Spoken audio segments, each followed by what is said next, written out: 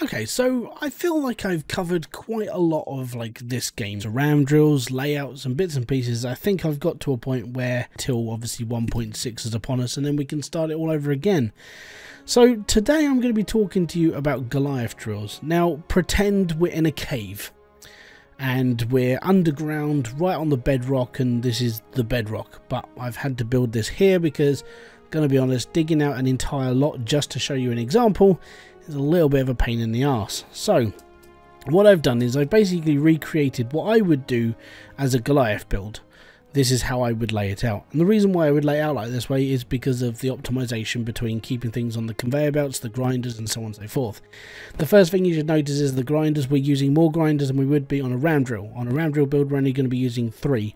On a Goliath drill you're going to be using like anywhere between 5 and however many you want. And the reason why is because dirt doesn't necessarily always grind down to very small particles just using 5 grinders. So I've set this up as well that feeds into the harvester. This is always the best idea, is to basically back up your entire system with as many grinders as possible, really just to really get that down and hope that you're actually going to do it. The other thing is I've set out the Davids in 2 different positions. Pretend we're on bedrock. Now the reason we have one standing up and one leaning across. The reason why we have a window here is to basically stop the dirt going any further. Now if you had this raised all up and you had the dirt more, it was going to land, say the conveyor belts were sort of this high and not down here, then the dirt would literally just keep going until it hit something. Or on bedrock it would just embed itself into the floor, which would be completely fine. But for all intensive purposes with this experimentation, we're all good, and that's where the dirt's going to stop. What I've also done is I've optimized the build with 100% optimization. So you got this is how you would basically lay it out all to start with.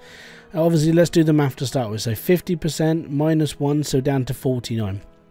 Go through minus 10, so now we're down to 39.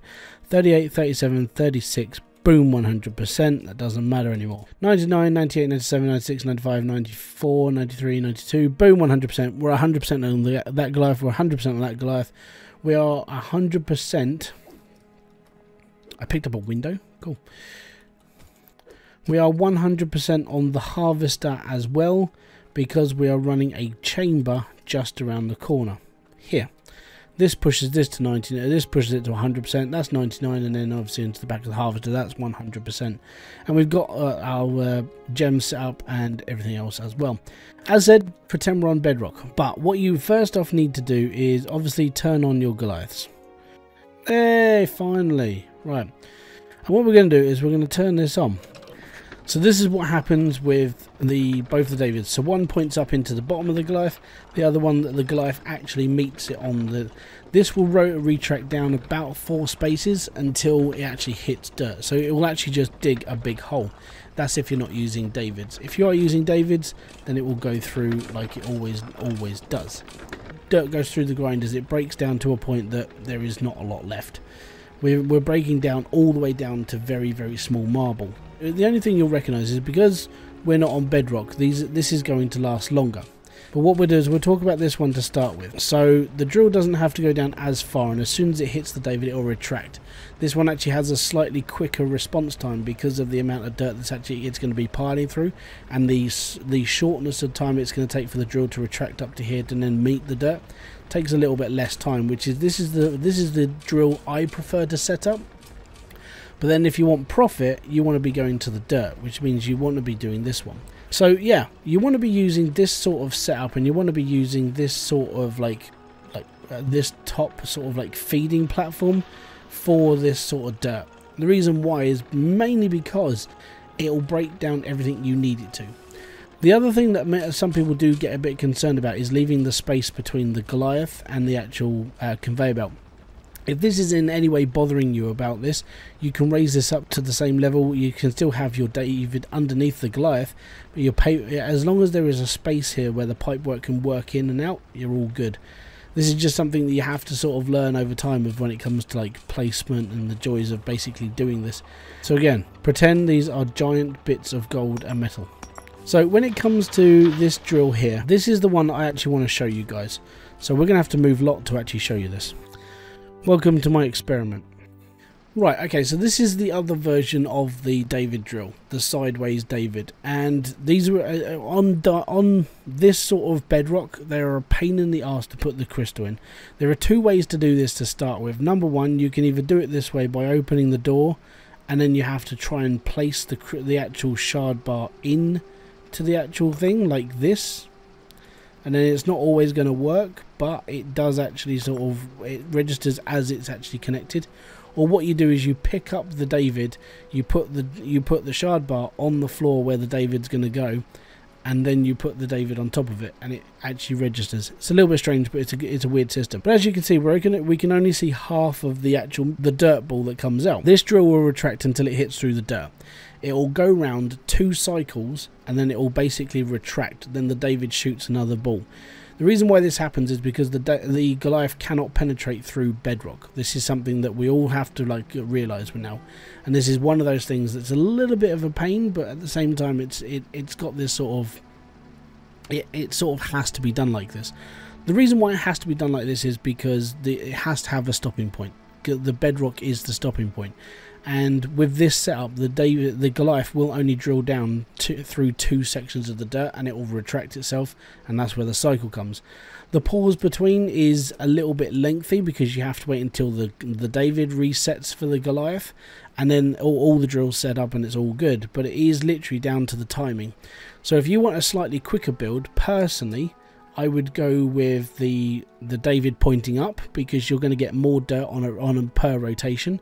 And then when it comes to the other way, you want that to be maximum profit. But if you want a faster reload time when it comes to your Goliaths, you're going to be wanting this one. The reason why you want it pointing up is because you'll get more. So if you've got like it back on that setup where we had like the one drill that we had one gap between, we can go back to that one now. Give me a sec. You can bring your Goliath down to here, so it will still rotate, but you will only get 2 rotations out of each one. It's just one of those things, but that's if you really want to build it like this. If you want to build it like this, you won't get 100% optimization out of each drill, which is why I always go for like 1 position higher. The drill will come down, and your profit is only deemed by how far the drill comes down. So if your drill like mines here, let's say, again, pretend this is bedrock. When it's drilling at bedrock, it's worth more money. This one will have varied amounts of money coming through because you are going through 2 blocks of dirt.